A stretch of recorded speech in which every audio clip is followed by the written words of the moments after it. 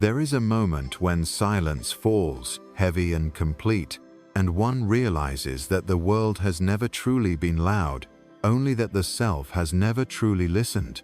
In that hush, stripped of ornament, the truth rises. Suffering is the undertow of consciousness, a shadow that never flees the light. The will to live is not a privilege, but a sentence. To desire is to ache endlessly, to grasp at smoke with bloodied hand. Birth is not a triumph, but an intrusion, the will flung unbidden into flesh, condemned to hunger and to yearn. The child's first wail is not the cry of arrival, but the first announcement of distress. The world is not home, but exile. What follows is a procession of longings, each shimmering in the mind's trembling heat, each promising peace yet culminating in disappointment. The object once seized loses its spell. Satisfaction dissolves, leaving the emptiness more palpable than before.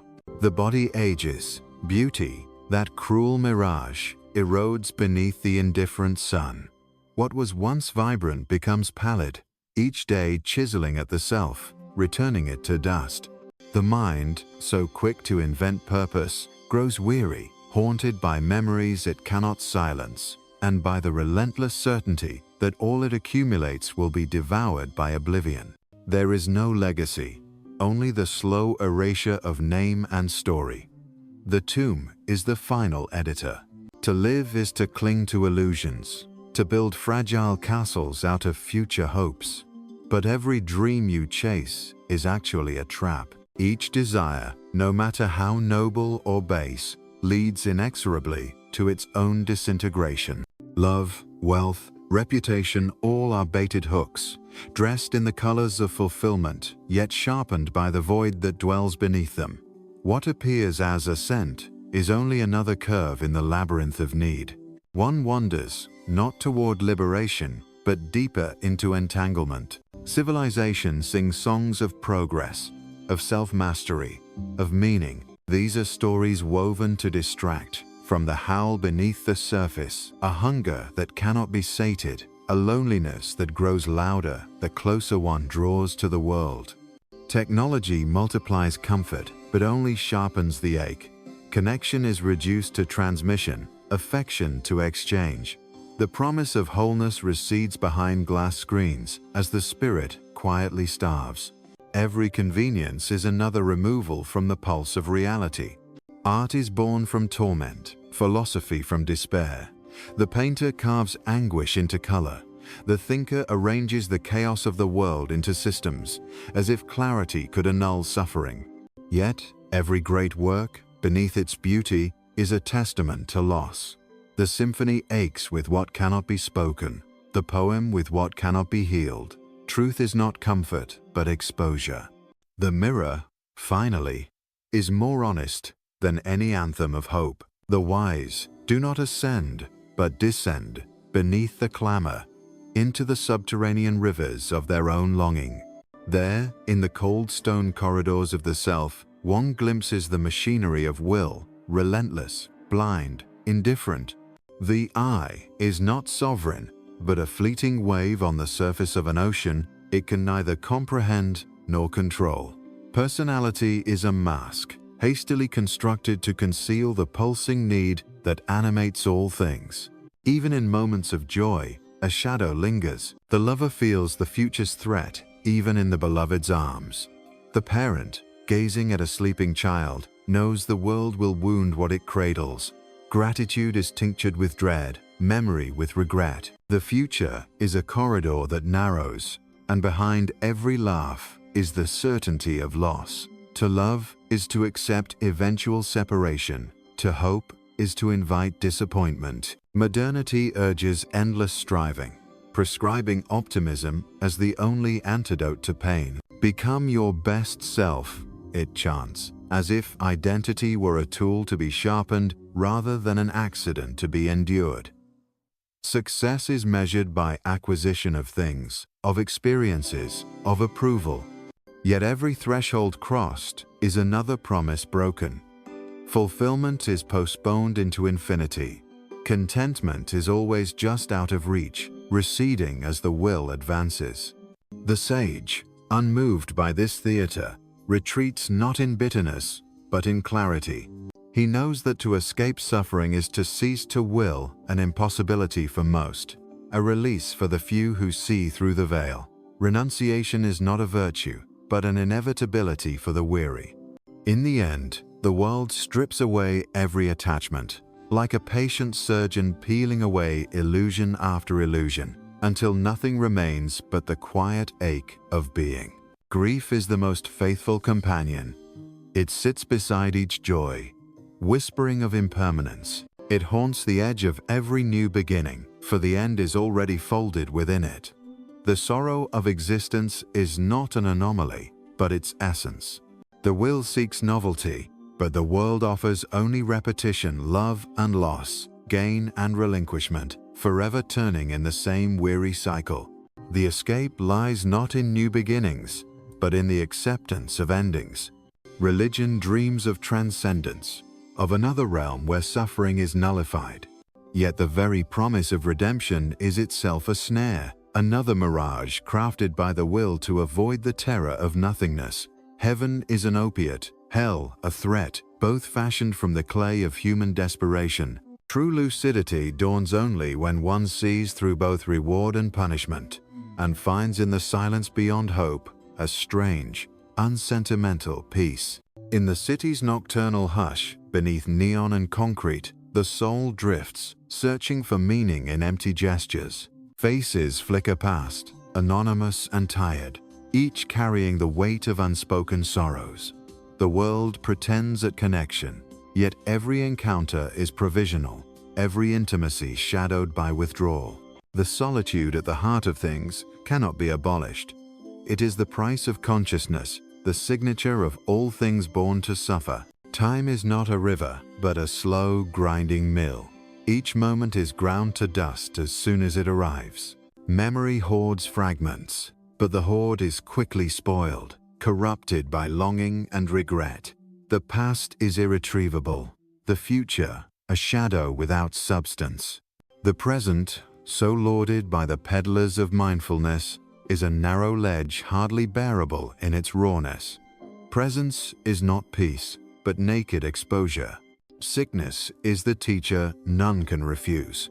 The body betrays itself, turns hostile, lays bare the powerlessness of the mind. Pain is not just a signal, but a sovereign. It commands attention, strips away the veneer of distraction, and delivers the self to the truth of its own helplessness. Health is the brief absence of pain, quickly forgotten, never truly appreciated until it dissolves.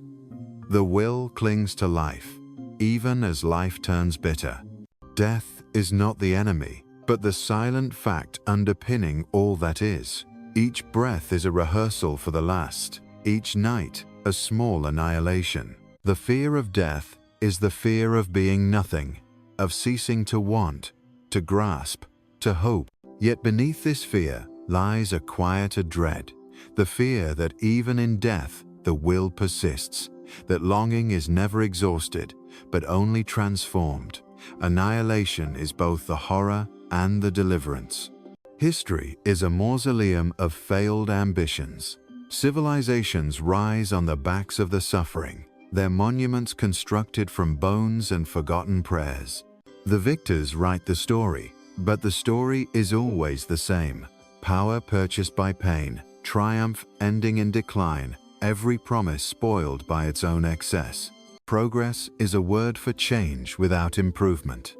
Innovation only multiplies the ways in which the will can torment itself.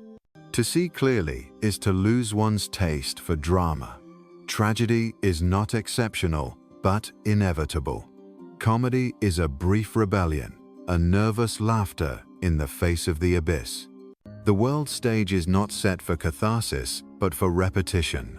Weeping and laughter are the two masks of the same actor, the will, performing its ancient play, hoping against hope that the script might change. The wise grow silent, knowing that words only sharpen the futility. They observe the endless motion, the self's ceaseless efforts to distract itself from the emptiness at the core. Distraction becomes the principal occupation of the soul. entertainment, its anesthetic. Yet the emptiness waits, patient, like a well at the center of a deserted town. Loneliness is the original wound. It is not the absence of company, but the knowledge that no one can enter the precincts of another's suffering. The soul stands alone, watching its own drama unfold. Others may sympathize, but cannot inhabit. This solitude is not a curse, but the simple consequence of consciousness. Each is imprisoned within the circumference of his own will. The search for meaning is the last illusion. The mind invents stories, projects value onto indifferent phenomena, clings to symbols and rituals as if they could redeem the emptiness. Yet the world is mute, and meaning, when scrutinized, dissolves into the background noise of necessity. The only thing that persists is the will to go on, to seek, to desire, though every path leads only back to the starting point. Sleep is not an escape, but a temporary suspension of torment. Dreams are rehearsals for loss, nightmares the memory of pain. Waking is a return to the unfinished work of suffering. The day is a blank page, quickly filled with repetition and routine. The self walks in circles, each step echoing the futility of all steps taken before. Nature is neither cruel nor kind. The tree grows, withers, falls. The animal hunts, feeds, dies. Beauty arises, but only to vanish. Joy flowers, only to be crushed by time. The indifference of the universe is the final rebuke to the hubris of the will. To see this indifference is to taste, at last, a bitter freedom. The will promises happiness, yet delivers only repetition. Each pleasure is shadowed by its loss, each hope by its negation. The heart, battered by disappointment, learns resignation. Resignation is not despair, but a kind of clarity, the acceptance that to want is to suffer, and to suffer is to live. In the end, the world returns to silence. The self, exhausted by its own cravings, collapses into quietude. There is no applause, no revelation, only the slow dissolution of will into the darkness from which it arose. Peace comes not as a victory, but as a surrender, the will releasing its grip, the soul vanishing into stillness. All the dreams chased, all the illusions pursued, are revealed as traps, woven from the threads of desire and fear. To see this is to awaken not to joy, but to a deeper sobriety. The candle gutters. The room grows dark. There is only the breath, the silence, the slow unmaking of self. In this vanishing, suffering ceases not because it is conquered, but because there is no longer anyone left to suffer. Let the world turn. Let the river of time erode all names, all stories. The soul rests, at last, in the clarity that every dream was a mirage, every longing a labyrinth, and that what remains, when all is surrendered, is not emptiness, but the unburdened quiet of having no more need to hope. Suffering does not require an invitation. It is the ground beneath all footsteps, the silent presence behind each waking thought. To look closely is to notice that even pleasure shivers with anxiety, for it is always shadowed by loss. The sweetest moment carries within it the certainty of ending, the knowledge that to taste is to consume, and to consume is to extinguish. The world offers itself only to vanish the instant it is held. The mind, desperate for solace, weaves stories to soften the sting. Memory is polished and edited, pain brushed aside, regrets folded beneath the pleasant fiction of a meaningful arc. But the truth leaks through in the silent hours, when memory's fabric frays, and the sharpness of what was, and what never will be, emerges from the folds. All recollection is marked by what cannot be recovered. Each cherished moment is an elegy before it is a celebration. The ego, always hungry, invents new illusions to prolong the spell. It fashions a self out of roles and preferences, ambitions and anxieties, as if to root itself firmly against the tide of impermanence. Yet this self is only a trembling leaf in the wind, whipped this way and that by circumstance, mood, and time. Detachment grows not out of coldness, but from seeing, truly seeing the fragility of every identity, the porousness of all boundaries, how quietly the world erases itself. The laughter of children echoes and fades. The footprints of the living are swallowed by rain and wind. Each generation arrives with urgency, believing itself to be the center, only to be swept aside in silence. The monuments erected, the names repeated, are only feeble gestures against the dissolving power of time. The stars gaze down with indifference. Nothing is preserved except the ceaseless motion of loss. To love is to tie oneself to a wheel that never ceases to turn. One clings, not out of freedom, but compulsion, mistaking the intensity of longing for the substance of connection. The beloved is a mirror reflecting the self's hunger to be completed, to be made whole. But every closeness exposes new distances. Every embrace reveals the impossibility of union. The most tender moments are already perforated by separation. There is no refuge in reason. Logic dissects, categorizes, arranges, yet at its core finds only the persistence of questions and the futility of all answers. Philosophy itself is the monument to disillusionment, a cathedral built from the rubble of collapsed certainties. The metaphysical physician does not cure but reveals, gently peeling away the last bandages from the wound that is existence. The ordinary becomes uncanny when stripped of illusion. The cup of water, the sound of breathing, the weight of one's own hands, each reveals itself as temporary, ungrounded, unpossessable. Familiarity is only the result of habit, the anesthetic that numbs the terror of contingency. With awareness, each detail trembles with the awareness of its own disappearance. The will insists on continuity, on narrative, on meaning. But existence is a series of interruptions, ruptures, and endings. Detachment is not a strategy, but a state imposed by the world's relentless subtraction. One learns, slowly and painfully, to stand in the rain without expecting shelter, to allow longing to dissolve into stillness. The world gives, only to take away. What matters is not to clutch, but to watch the giving and the taking with unflinching eyes. The self, confronted with the absurdity of its own striving, seeks relief in distraction. Noise, novelty, and spectacle serve as diversions from the dread that pools in silence. But beneath the surface, the void persists, quietly eroding the edifice of pretense. In the end, all efforts at escape loop back to the same point: the futility of the chase, the certainty of exhaustion. Detachment does not bring joy, but relief, the cool, impersonal freedom of seeing through the game. The passions lose their heat, the stories their urgency, the future its allure. What remains is not indifference, but a watchfulness, a silent gratitude for each breath as it passes, and a willingness to let go when it is gone. To see the world as it is, unvarnished, unredeemed, unrepeatable, is to be freed, not from suffering, but from illusion. The world does not mourn.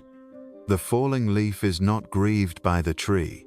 The setting sun evokes no sorrow in the horizon. It is only the will, trapped in the labyrinth of consciousness, that turns loss into agony, impermanence into fear. To understand this is not to transcend suffering, but to comprehend its necessity, to accept the loneliness that is inseparable from the gift of awareness. What once appeared as tragedy now reveals itself as inevitability.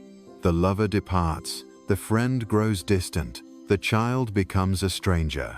Every bond is provisional, every comfort rented.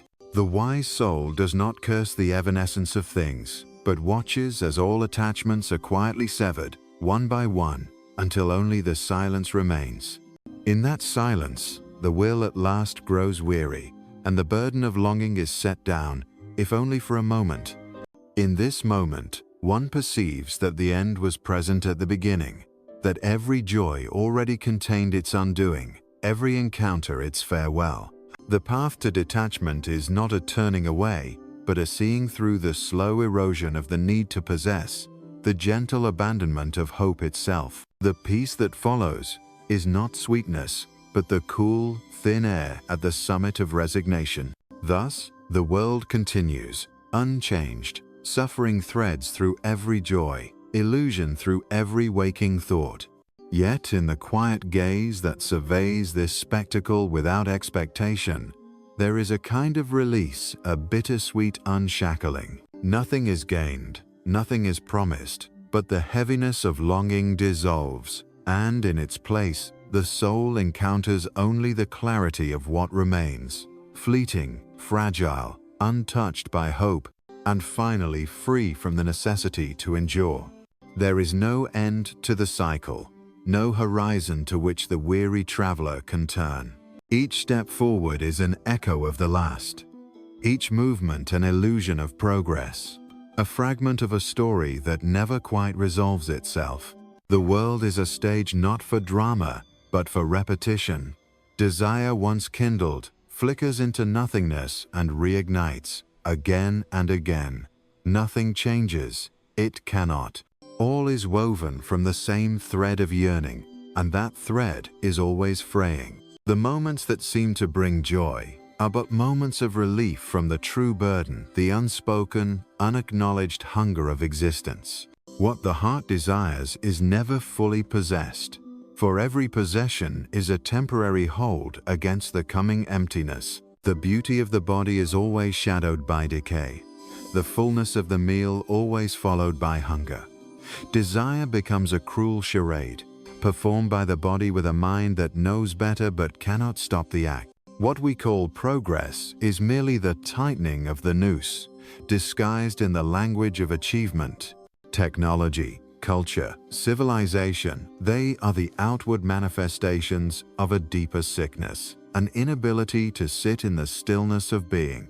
Every invention, every advancement, is only a new distraction from the inevitable, the ceaseless gnawing of the will. The more we move forward, the more we find that we are running in circles, that each step toward fulfillment takes us no further than where we began. The machine of modernity turns ceaselessly, producing an endless stream of novelties, all to sustain the illusion of escape. Yet all these baubles, these distractions, serve only to deepen the fracture between self and world. The more the individual surrounds themselves with convenience and connection, the more they are distanced from the true quietude of solitude.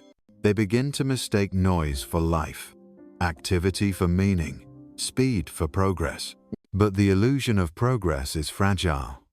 Behind every achievement, every possession, every moment of victory, there is a subtle reminder that all is fleeting, all is doomed to decay. The true price of desire is not what it takes from us in the moment, but the exhaustion it brings with each new wish, each new yearning. We toil, we strive, we acquire, but for what? Each gain slips through our fingers like sand, and we are left with the hollow recognition that there is always more to want, always more to pursue, and that the chase will never end. The artist, too, is trapped. His creations, beautiful and consuming, are but expressions of the same hunger. He weaves meaning from suffering, beauty from despair, but in his art, there is always the echo of what is lost. The poem, the painting, the song, they are all attempts to capture something that cannot be captured, to hold something that cannot be held. Art becomes both the expression of our deepest longing and the recognition of its futility. The artist cannot escape the world of suffering. He can only translate it, reframe it, dress it in colors and sounds, hoping that in the act of creation, he will momentarily suspend his own pain. But creation, like everything else, is just another form of distraction. The object of desire is never satisfied. The hunger grows, fed by the very act of attempting to fill it. The mind invents new goals, new ambitions, new desires, each one a fresh lie. And so we chase, and we strive, and we build, until the weight of our own striving becomes too much to bear. Only then, when all has been worn down by the relentless tide of desire, do we begin to recognize that the only thing that remains is the void we have been running from all along. There is no escape from this truth, only the acknowledgement of it. The world does not care. It does not apologize. It does not soften its blows. What it offers is neither justice nor mercy, but a simple truth. The self is a fleeting thing, a ripple in the eternal stream, and all things that arise must, in time, fall away. We can dress the world in meaning, in purpose, in beauty, but these are fleeting garments. Beneath them is only the same cold, indifferent reality. The only constant in this world of flux is suffering, and the only truth that remains is that to live is to suffer.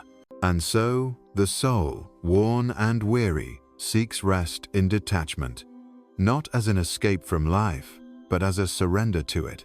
To see the world as it is, without the lenses of desire, is to enter into a different relationship with it, a relationship of quiet acceptance, of peaceful resignation. This is not a retreat from life, but a retreat from the falsehoods we tell ourselves.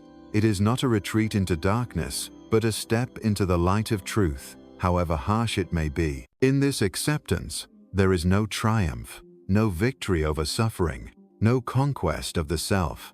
There is only the stillness of knowing that what is enough, that the search for meaning, for purpose, is itself the trap, that the need to possess, to claim, to control, is the root of our misery, and that, in the end, when the self has been dissolved, when the will has been silenced, the only thing that remains is the simple truth of existence, fleeting, fragile, and finally free from the burden of desire. This truth is not comforting, nor should it be. It is a truth that burns away the illusions we have clung to for so long. It strips the world of its pretensions, of its promises of happiness and fulfillment. It leaves us naked, but in that nakedness, there is peace.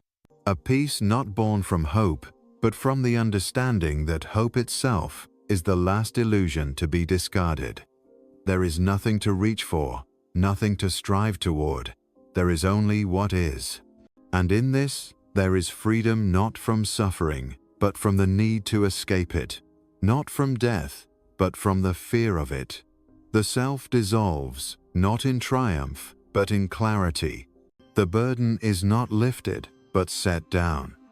And in that moment of release, there is no victory, no glory, no transcendence, only silence. For it is only in silence that we finally hear the truth that all our dreams, our hopes, our desires, were nothing more than echoes of the will, trapped in the endless cycle of yearning and loss.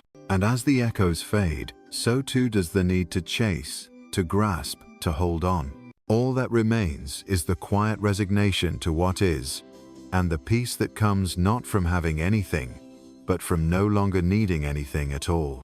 The world does not change. It continues, relentless and indifferent, as it always has, but in the quiet spaces between thought, in the absence of desire, there is a subtle, undeniable peace.